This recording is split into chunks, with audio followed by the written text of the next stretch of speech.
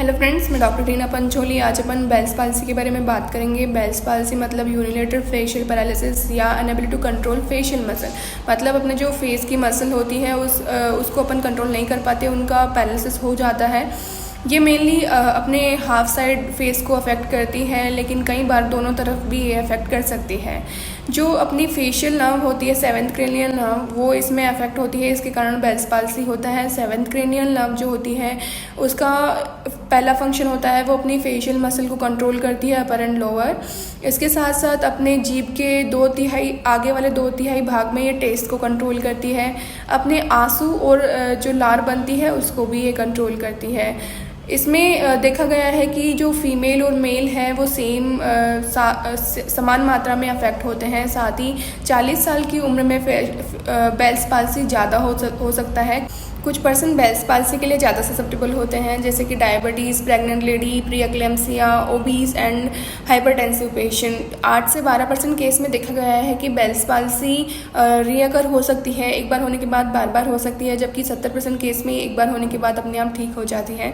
अब अपन इसके होने के कारण पे आते हैं। बेल्स पाल्सी क्यों होती है? इसका जो मेन कारण होता है वो अननोन होता है, जबकि ये देखा गया है कि कुछ वायरल इन्फेक्शन में बेल्स पाल्सी हो सकती है, जैसे कि herpes simplex virus, varicella zoster virus, Epstein Barr virus. और ये कुछ सिंड्रोम से भी एसोसिएटेड होती है, जैसे कि Ramsay Hunt syndrome, Lyme disease. And ये ट्रॉमा से रिलेटेड भी हो सकती है, नियोप्लाज्म या ट्यूमर से भी रिलेटेड हो सकती है, कंजेनाइटल भी हो सकती है। तो इस तरीके से इसके होने के कारण होते हैं। अपन इसके डायग्नोसिस पे आते हैं। जो डायग्नोसिस है वो फिजिकल एग्जामिनेशन से ही पता लगाया जा सकता है, या MRI EMG की भी हेल्प ली जा सकती है। जो अपनी फोरहेड मसल होती है उसकी स्ट्रेंथ से भी पता लगाया जाता है। और इसमें house Beckmann facial nerve grading करी जाती है, जिसमें कि जो अपनी फेशियल मसल है वो कितनी मात्रा में अफेक्ट हुई है उसका पता लगाया जाता है।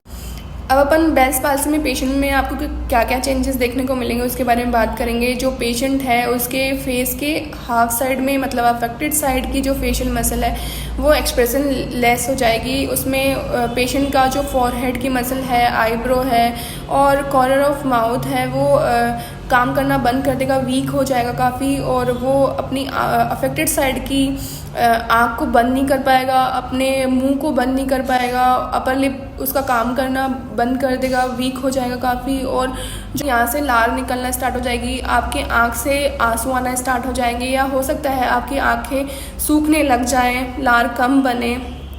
और जो नेज़ोलेबियल फोल्ड होता है वो वहाँ से धीरे धीरे गायब होना स्टार्ट हो जाएगा। और जो पेशेंट का अफेक्टेड साइड है वो पूरा एक्सप्रेशन लेस हो जाता है। पेशेंट का जो टेस्ट है वो चेंज हो जाता है, उसकी जो सलाइवा बनने की कैपेसिटी है और आंसू बनने की कैपेसिटी है वो चेंज होने लग जाती है, या तो वो आपकी आंख सूखने लग जाती है, सलाइवा कम बन सकता है, और कान में भी पेन हो सकता है और एंगल ऑफ माउथ में भी पेन हो सकता है। इस तरीके से पेशेंट में चेंजेस देखने को मिलते हैं।